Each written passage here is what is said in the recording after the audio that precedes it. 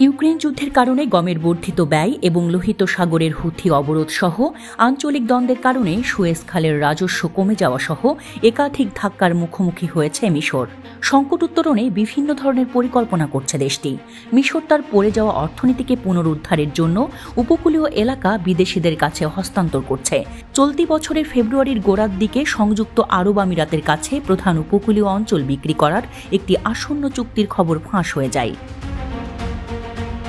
Cairo ও আবুধাবির উভয় সরকার Cairo থেকে ৩৫০ kilometre উত্তর পশ্চিমে অবস্থিত ৪০,৬০০ একর এলাকার উন্নয়নের জন্য $৩৫ বিলিয়ন অংশীদারিত্ব চুক্তি সই করেছে।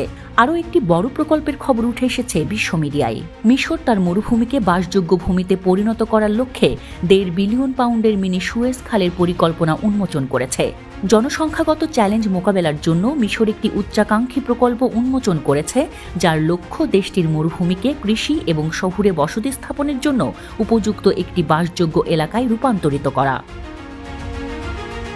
মিশরের ৪% কম ভূমি বাসযোগ্য, ফলে দেশটির ১১৩.৫ মিলিয়ন মানুষের জন্য এত সীমিত স্থানে বাস করাটা উত্তর আফ্রিকার জাতির জন্য একটি কঠিন কাজ বলে প্রমাণিত হয়েছে। এই সমস্যা সমাধানের জন্য মিশর কাত্তারা ডিপ্রেশনের মরুভূমি অঞ্চলকে একটি বাসযোগ্য পরিবেশে রূপান্তর করতে চায়। এই যুগান্তকারী উদ্যোগের কেন্দ্রবিন্দু হল একটি ৫৫ কিলোমিটার খাল তৈরি করা, যাকে অনেকে মিশরের £১.৫ বিলিয়ন মিনি সুয়েজ খাল নামে অভিহিত করেছেন, যা ভূমধ্যসাগর থেকে মরুভূমির কেন্দ্রে পানি প্রবাহিত করবে। কাজ শেষ হলে এই প্রকৌশল বিস্ময়ের ফলে কাত্তারায় একটি বিস্তৃত ২০,০০০ বর্গ কিলোমিটার হ্রদ তৈরি হবে। এই রূপান্তরের প্রভাবগুলো হবে ব্যাপক। নবগঠিত হ্রদ থেকে পানির যথেষ্ট পরিমাণে বাষ্পীভবন আশেপাশের এলাকায় আর্দ্রতার মাত্রা এবং বৃষ্টিপাত উল্লেখযোগ্যভাবে বৃদ্ধি করবে বলে আশা করা হচ্ছে। ফলস্বরূপ পূর্বের শুষ্ক জমিগুলি আবাদযোগ্য হয়ে উঠতে পারে, যা কৃষি উন্নয়নের সুযোগ করে দেবে এবং নতুন বসতি স্থাপনকে উৎসাহিত করবে।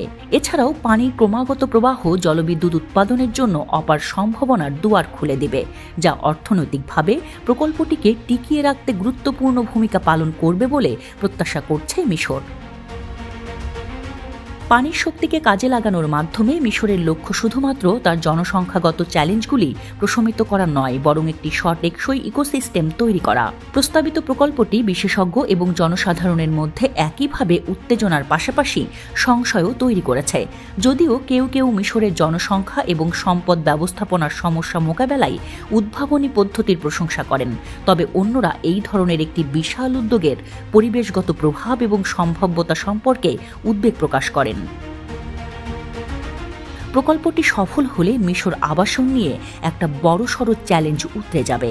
মিশরের জনগণ আশঙ্কা করছে যে গাজা, ফিলিস্তিনি বাস্তুচ্যুতি ইস্যু এবং স্থায়ীভাবে রাফা সীমান্ত ক্রসিং খুলে দেওয়ার ক্ষেত্রে দীর্ঘসূত্রতার বিষয়ে যে ব্যবস্থা করা হচ্ছে তার প্রভাব পড়বে তাদের উপর।